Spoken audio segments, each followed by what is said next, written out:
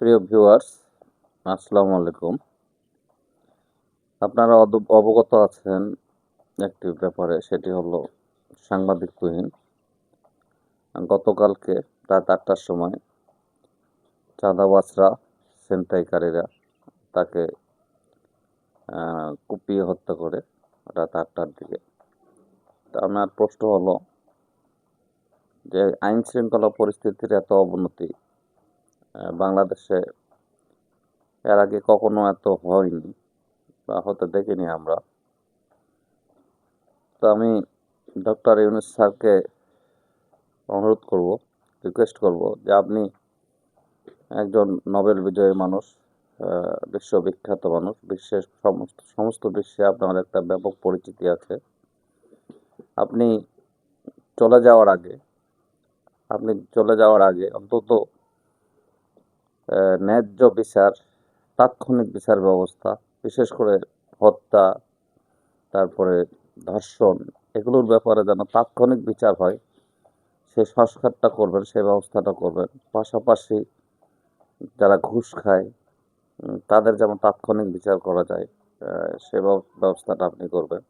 খালি রাজনীতিবিদেরা দুর্নীতি করে, কিন্তু এদেশের অফিসাররা, আমলারা ঘুষ না খেলে ফাইল নড়ে না, কোনো ফাইলই নড়ে না। এটা বাংলাদেশের আপামর ভুক্তভোগী জনগণ জানে। তা আপনি এই ঘুষখোরদের বিরুদ্ধে একটা সংস্কারের ব্যবস্থা করে যাবেন। আইন শৃঙ্খলা পরিস্থিতি, বিচার বিভাগ, মাত্র কয়েকটা জায়গা আপনি যদি সংস্কার করে দিয়ে যান, তাহলে জাতি আপনার কাছে কৃতজ্ঞ থাকবে। অথবা এই ব্যবস্থাটা যদি করেন যে আপনি চলে গেলে যারা ক্ষমতায় আসবেন তারা এই যে কত জিনিসগুলো করতে বাধ্য হবে, এরকম একটা সিস্টেম যদি আপনি চালু করে দিয়ে যান, আমরা আপনার কাছে কৃতজ্ঞ থাকব। কারণ বাংলাদেশের সূচনা লগ্ন থেকে আজও পর্যন্ত যে বিশৃঙ্খলা, যে হত্যাযজ্ঞ, যে লুটতারাজ চলছে বা চলে আসতেছে, তার কোনো সুষ্ঠু বিচার আজও পর্যন্ত বাংলার মাটিতে কেউ করতে পারেনি বা হয়নি। আমি সাগররুনির কথা বলি। সাগররুনি সাংবাদিক হত্যা হয়েছিল, তাদেরকে হত্যা করা হয়েছিল। সেই হত্যাকাণ্ডের যদি বিচার হতো, তাহলে আজকে বাংলাদেশে এই তুহিনকে প্রাণ দিতে হতো না। সাংবাদিকরা মারা যায়, কিন্তু তাদেরকে বিচারের জন্য রাস্তায় দাঁড়াতে হয়, তাদেরকে বিচারের জন্য, বিচার পাওয়ার আশায় তাদেরকে কি করে রাস্তায় অবরোধ করতে হয়, বিভিন্ন মিছিল মিটিং করতে হয়, তারপরেও কিন্তু বিচার পায় না। তো যে দেশে বিচার ব্যবস্থা, আইন ব্যবস্থা যদি ভালো না হয়, উন্নত না হয়, সে দেশে কিন্তু উন্নত জাতি গঠন হবে না, এটা সবারই জানা আছে। শৃঙ্খলিত জাতি ছাড়া কখনো উপরে ওঠা যায় না, বা ভালো জাতি হিসেবে বিশ্বে পরিচিতি আনা যায় না।